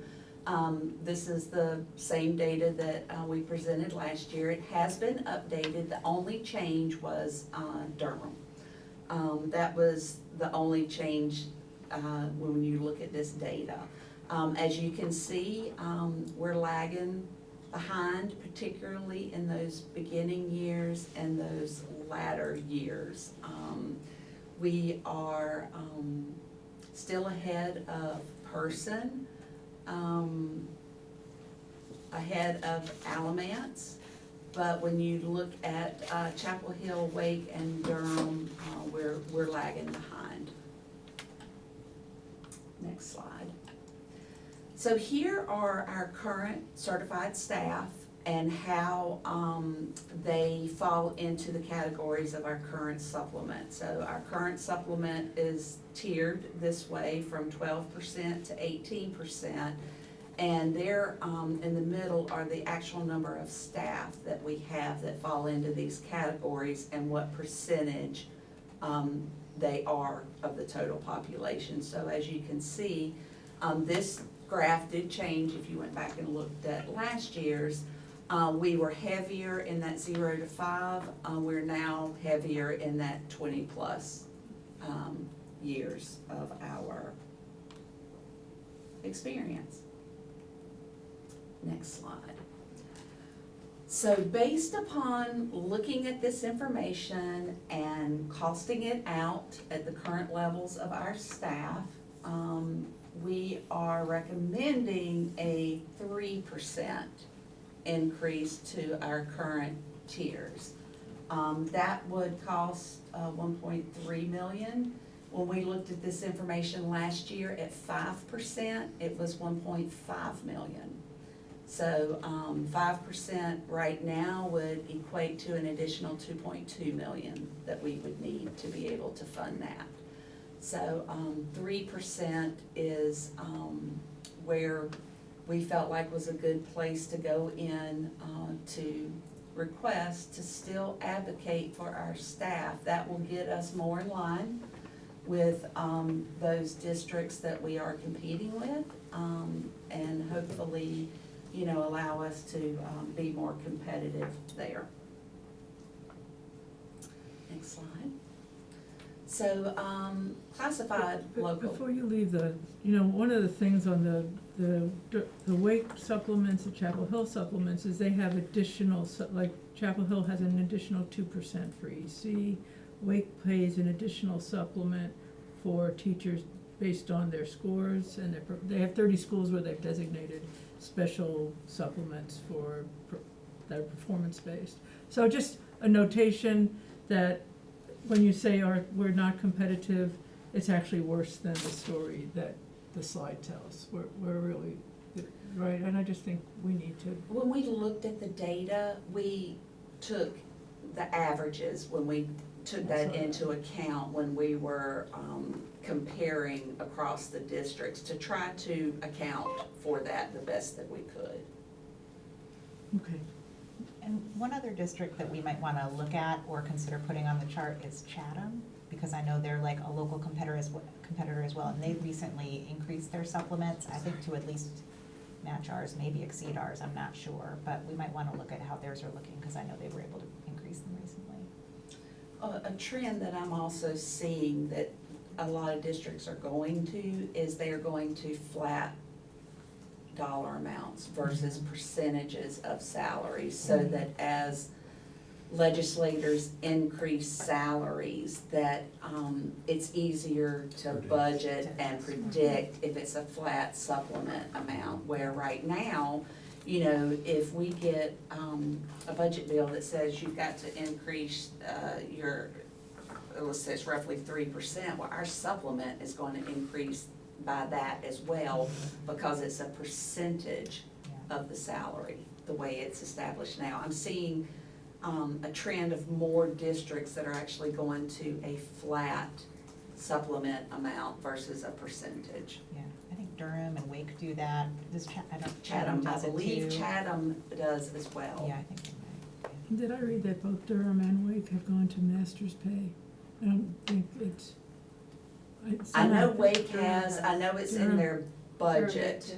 Durham They did do. too, so just things to, and I'm not sure that's where we wanna go, but Is there any savings as we are more heavy in the 20+ years, in the 0 to 5, there's some obvious loss of savings because of, higher salaries and supplements, but are there, some, costs, kind of removed from some of maybe the turnover, I'm not saying teacher mentorship is a big cost, but I'm just thinking with like the hiring process, if we have people staying longer, are we saving money somehow, even if we're paying more for salaries and supplements?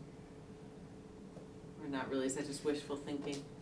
I think we've reduced the number of mentors just because of budget constraints, of outside mentors, but a lot of that happens in-house. Mm-hmm. And so, really to answer your question. There's no real, okay. Yeah. I mean, there's Just- stability, Not right like there's now, indirect right. wins, Yeah. obviously, Yeah, but there I'm are. just trying to think Yeah. if there are any Like like small- indirect savings. Yeah, from not small having the scale turnover. on outside mentors that we're bringing in, but, large scale, I would say No. no. Yeah, Yeah. okay. And Not I'm right just- now, yeah. Wake, even Alamance is in the plan this year. Wake, Chatham, Person, Guilford have all gone to advanced teaching roles, which is also adding in another supplement to their seasoned, their best teachers, Yeah. presumably. All right, so next we'll shift to the classified local supplements. Again, here, next slide, you were good. We want to focus on that biggest population that falls in that 7% right now. Next slide, this encompasses our teacher assistants, our school bookkeepers, school receptionists, custodians, child nutrition. That is not an inclusive list, but that shows you the population that we are trying to focus on with this recommendation. Again, we're recommending, next slide, that we go from 7% to 9%. That will cost us approximately $300,000 and will impact a little more than 250 employees that would see an average annual increase of roughly $617. Next slide. Bus driver pay. Again, when you look at us in comparison to other districts around us, still having a little bit of trouble competing with getting bus drivers, and so we would really like to increase this pay to match at least Chapel Hill. We envisioned that if we could get us both on the same scales, that would allow us to have a deeper bench in our sub-drivers and be able to share between the districts easier, where, you know, right now, we can't do that because of the difference in the pay scales. And then, of course, that chart in the bottom right-hand corner shows you the experience levels of the drivers that we currently have in the district. Next slide. No change here from what we presented previously. To match Chapel Hill, it would cost us $305,000. To align with Durham, it would cost us $93,000. Again, we're going in and requesting to at least try to match Chapel Hill, since we are in the same county. So, in summary, the next slide, this is basically just summarizing what we've talked about to this point. Our total students are gonna be 7,751. Our continuation increase at a 4% salary increase, and then our anticipated retirement and health insurance increase would get us to basically a $2 million continuation increase, which is $254 per pupil. And that's just basically taking the 1,968,000 and dividing it by the 7,751 students. And where would they, where, their 3%, where did their 3%? Their 3% was 6,209, no, 6,000, I'm sorry. It was 6,200, right? On the per pupil,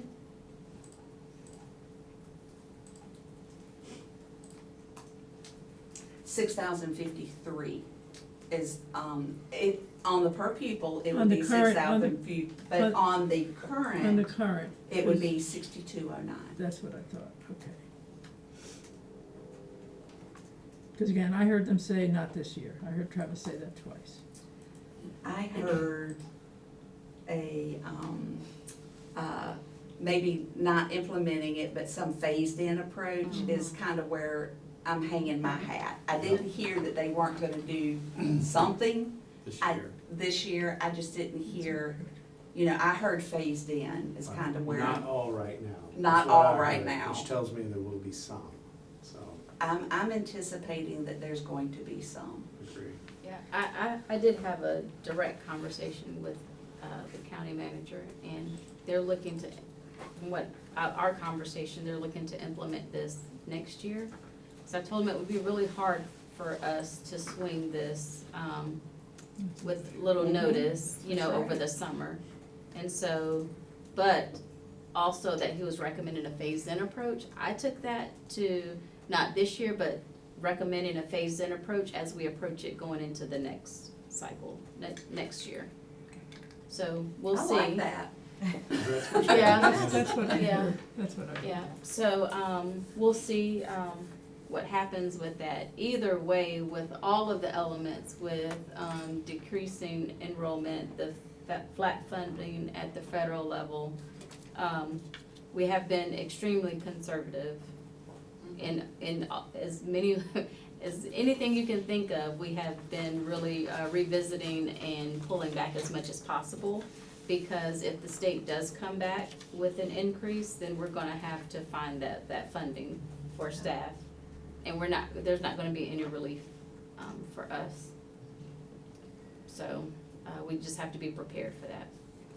We have about 15 minutes, I don't know if we, you know, we might. So go- the next couple of slides are basically, the next slide is just a summary of the expansion, which is 1.9 million, which is basically a $250 per pupil. So when you look at them together, that's $504 that we would be asking for over the current 5,877. And then the next slide is just the history of what the funding has looked like from the county for the last 6 years, you can see there. And then finally, we always show fund balance. What our local fund balance was, the number that is populated there is our audited June 30th of 2025 fund balance of $5,456,000. Is any of that appropriated? Or is, it's all clear? It's all clear. And do we have more, what does the fund balance look like for this year? We wait until the audit comes in. Oh, I understand, but I was just Yeah. curious, do we expect to add more to the fund balance this year? It's gonna depend upon if we get a state budget. Yeah, we don't know. I understand, so far. Yeah. Well, so far, and then Yeah, there's a without question about what counting. happens to the county money, I'm just curious how it. Yeah, works. it's gonna depend on what the state does. Okay. So, if they don't do anything, then yes. Yes. And then just considering that we've been very conservative, yes. But if they come back with a budget that we have to be retroactive, and we could see a decrease in fund balance because we have to make up the difference while we work out the allotments. So it's a constant churn, it's a constant process, which we're used to doing that. We do that every single year. However, with the uncertainty, without having a budget, it puts us, everyone's in a standstill. So, possibly, it depends. It's another Yeah. funding disparity between the two school districts, big one. Yeah, anyway, questions? That's all I had, so any Questions, further Dawn? questions? I have a couple of thoughts.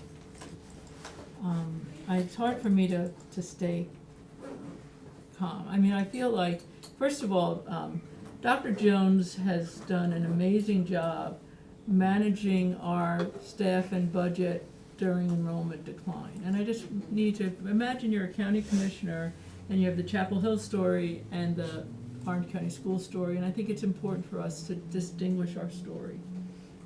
And part of our story is not just the staff cuts by their change, but how Dr. Jones has reduced the staff over the last few years. So it's like, and Chapel Hill has just begun that process. I think we have to tell that story, that we're not operating on a sudden enrollment decline. We're a very tightly, conservatively managed budget. And that places a lot of, so that's one of it. The other piece to me is the inflation that our teachers are facing, and everybody's facing. And I was wondering if there's a way to show what our staff is facing. And I talked to one of the commissioners the other day about it. They don't realize that their staff they're not on the state health care plan. So they didn't, when I saw the $617 increase on that supplement increase, I don't think that covers the increase in their premiums on health care from the state. So I think we have to make sure that the county commissioners say, this doesn't even count inflation. And when the county commissioners first discussed this thing, I was at the retreat when they were discussing it, and when Travis initially presented this change in the model, the commissioners asked, what about inflation? So I think we've got to make the case for inflation and how it's affecting our teachers. So it humanizes this conversation. So what's happening to them from healthcare increases, what's happening for them for inflation, and And with all of this, with the tight budget and the inflationary pressures and the additional work pressures, we hit it out of the park last year. So we're making, it's like there's no rest for the weary. We're doing what we said, no, let me say it differently. Our teachers and our staff are doing exactly what we asked them to do. And they did it with excellence. And now to tell them that we're just gonna invite you to do it again. I just can't do it. I just can't do it. It's immoral to me. If we're in the joint meeting, I'll say that. I can't do it. So I don't know there's a question for us about how hard we want, and just, I have to add one other piece. It would be helpful, I don't know how to do this, but you showed the supplement differences, but a few years ago, when Chapel Hill had $15 million in their fund balance, didn't they jack up their supplements at that time? They increased all their salaries. Yes, that's what drained the fund balance. That's what, but the point is, so put it in teacher's perspective, if you're a teacher in Chapel Hill schools, you saw a big increase a few years ago. They just got another $1 million this year and another $1 million last year. So in the spirit of equity and disparities, the county commissioners, because they don't understand the two school districts, keep giving money to Chapel Hill, and we have to keep fending for what we can with the money they give us. It's just not right.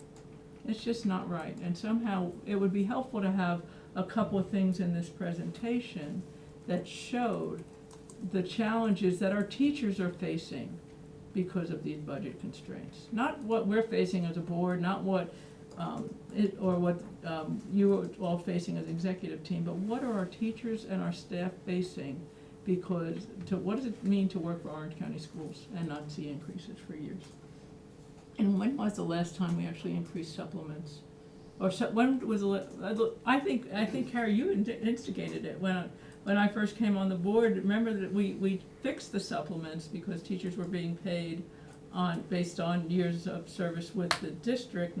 That was the last time we made a structural change to our supplements beyond the state. That was the last time.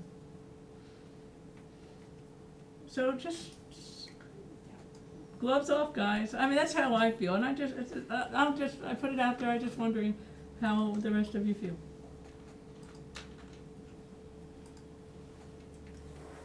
I mean, I think you make some really good points there, and I'm also trying to figure out, in a situation where the county knows that they're going in with like a deficit and need to find cuts, like what are the odds of them giving us expansion items? They seem very low, and I don't know what else we could put in a presentation to convince them of that. I do think you're right about the inequities between the two districts, and then they feel like the solution is to let Chapel Hill increase theirs, and it just expands the disparities between the two districts, rather than giving something to everybody, and we could also benefit. Well, those disparities have been there for years. This is not new. Right. But they're making they're them worse. larger and larger. They're making It's them worse. huge. Well, and Chapel Hill is sitting there with basically no money that they're trying to build back up. But the So- teachers are getting 27% supplements. Well, if I was in Chapel Hill, I would say that we're gonna have to cut some of those supplements because they have jacked it up to where they can't do it. I don't think they're gonna do that. They may not, but somewhere along the way, Chapel Hill's got to figure out how they're gonna have a budget. Yeah, they're closing 2 schools. Well, they probably don't need them if they're losing that many kids. So I can see where they can say that, but I'm just saying, we have watched the money in Orange County schools. We have had people that have watched this money to make sure that we're where we're supposed to be, and we're not $1 million in debt or $2 million in debt or with no money in a fund balance at all. We've had people that have worked and worked to make sure that, yeah, we can't give a raise, but we're gonna have enough money to run this system. And I think that we have to look at that we have done what we needed to do in Orange County to make it so that we do have a budget and we don't come up with a shortfall any more than we absolutely have to.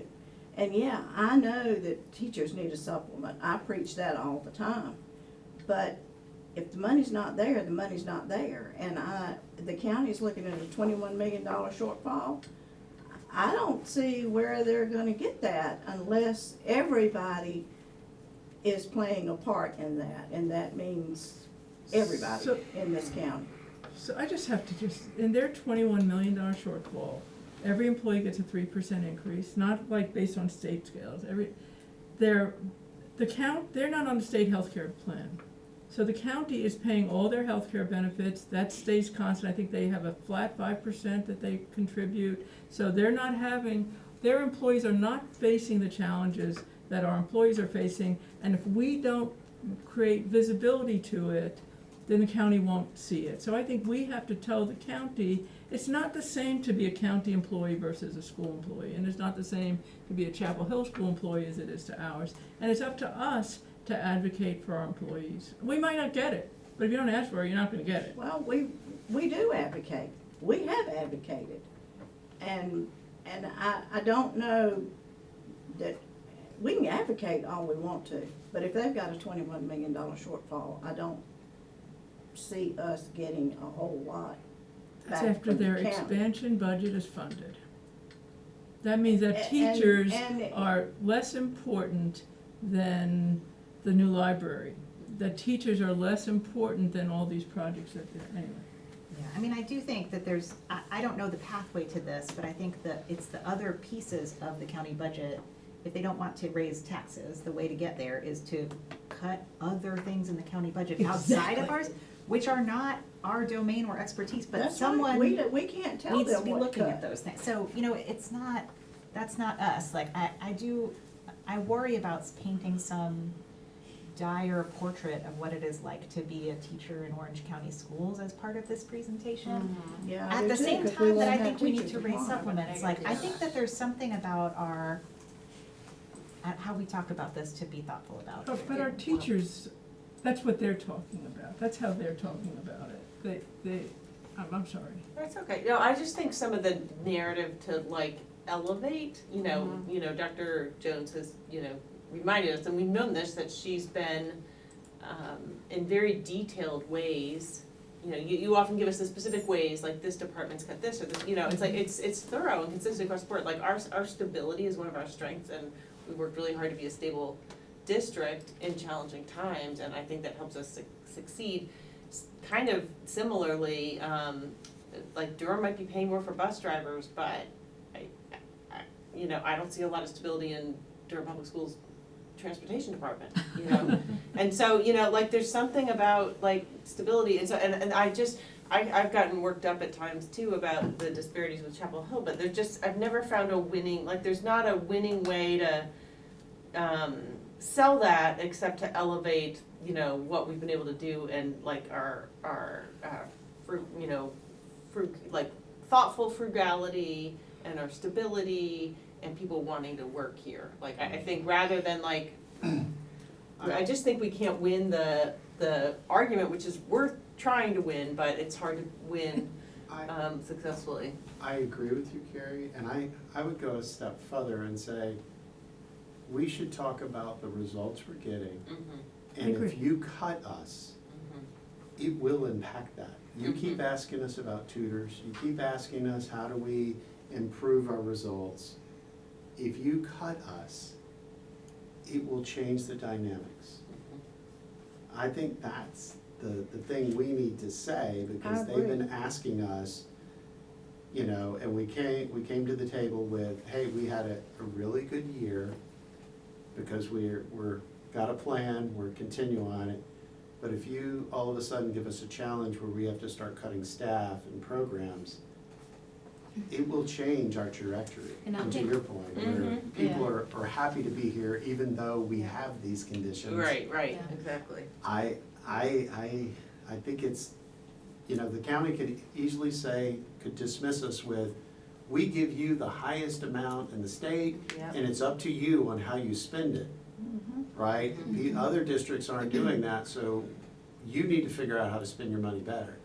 They could tell us that. Mhm. And I don't think that's a And they right have. Before this is conversation. over with. And they We will, hear that. right, because Yeah. they've said it before. Yeah. And I think just, that's why we presented them with the one pager Yeah. when we went into our school collaboration meeting, so that they could understand the impact on specific programming that we know that they consistently ask about, EC, multilingual students, and mental health.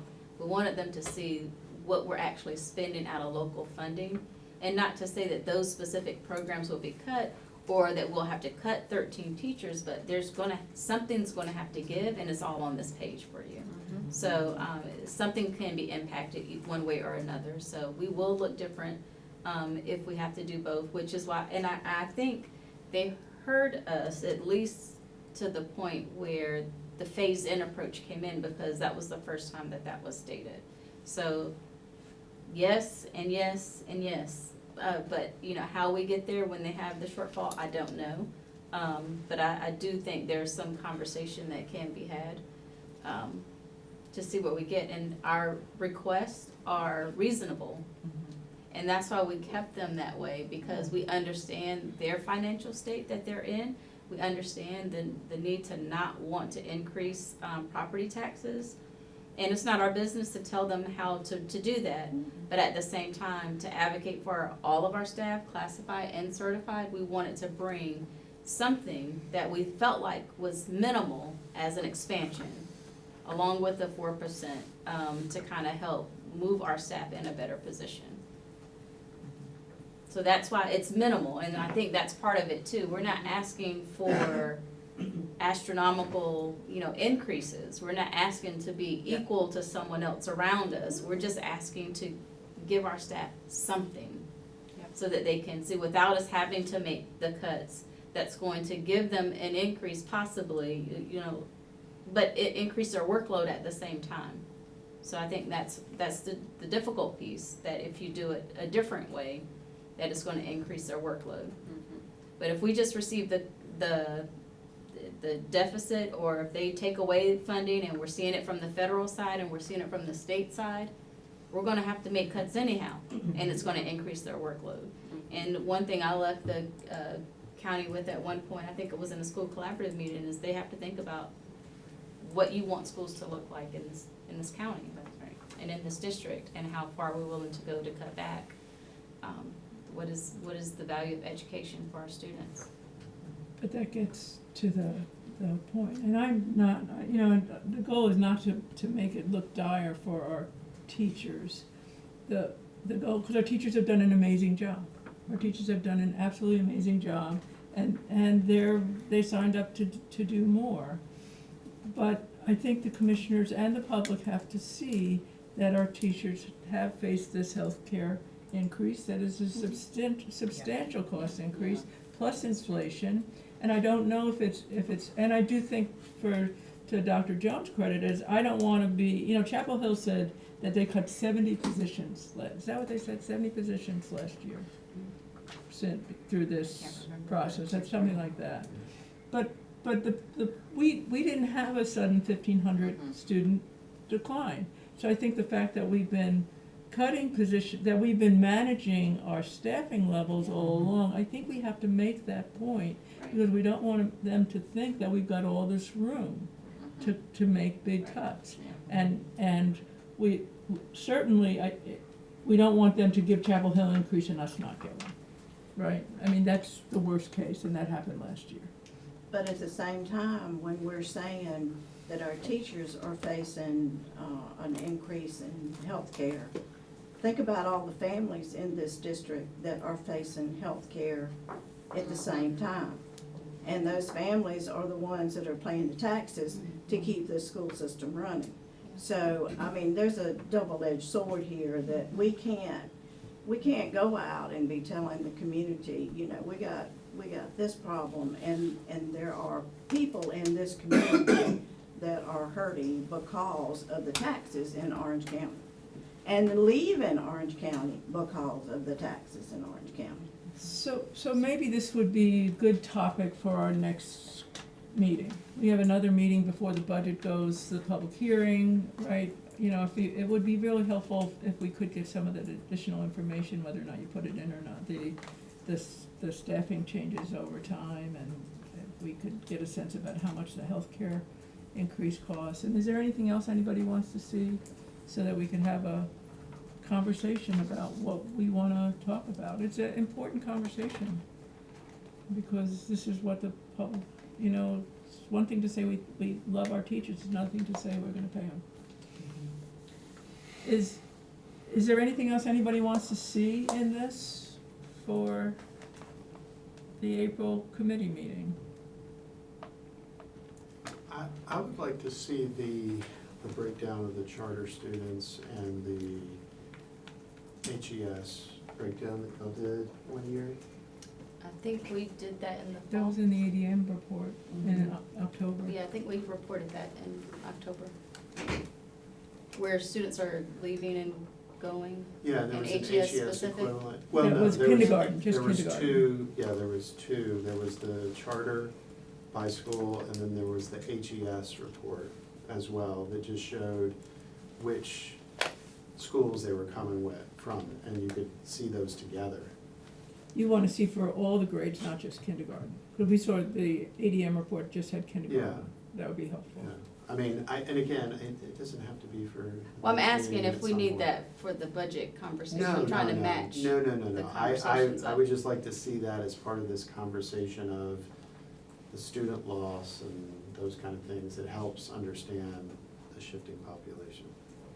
Okay. I'll go back and take a look at the presentation from October and see what that gives, and we can take a look at it. And what's gonna happen with demographics? Because in the April joint meeting, there'll be a conversation on demographics trends. That's one of the agenda items in That April. was not, I don't think that was a approved agenda item. The only agenda items that I know for sure are academics, and they're supposed to get us what they're looking for as academic priorities or measurements, I can't remember the term that they used, and the budget. So I'm sorry, when we talked, I thought you said that was for the April 30. So we've requested to see it as soon as they get it. And they said they may have it in March, which means they could put it in April, but they don't know exactly when they get it. This is the Carolina demography? Yes, Okay. to the county. Okay. And you had mentioned about smashing it with the ORID stuff. So, Right, but if that- it shows up on the April 30th meeting, it's gonna be important, I think, for us to have a chance to look at it before. As soon as they give me the demographics, Okay. or Dr. Jones, she'll send it out, but that doesn't mean ORAD will see it before then. I understand, So Carolina there's- demography report won't give us that much information, Yeah. last year wasn't that informative. So, but I don't know if it's important to the board, to have that in our meeting, Well, whatever we know is being prepped for the 30th, we'll make sure you have. okay. Yeah, So I there's- Yeah, can't that promise, would- yes, and we'll know it'll by depend on then. the county. We have the a, county. in the April agenda, we put in there, let's talk about what's gonna be on the county's agenda, so we can have a Perfect. chance to talk about it like we always Perfect, do. so we that's could all. overflow into because we meet before the April, I don't remember, I think we meet before the April board meeting. Okay, yeah, so if something comes up for that we need to talk about, that'd be great. And hopefully next week, the election will change the uncertainty around the state budget. We'll see. I have my fingers crossed. All right, is there anything else? And if anybody has things they want to put in, if they want to see things from Rhonda for the next meeting, let me know, or Sarah know.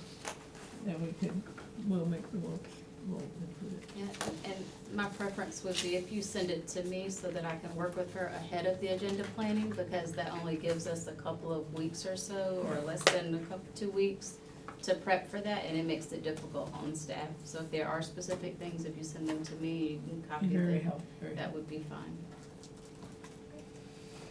Okay, anything else? Motion to adjourn? Motion to adjourn? Second. All in favor? Aye.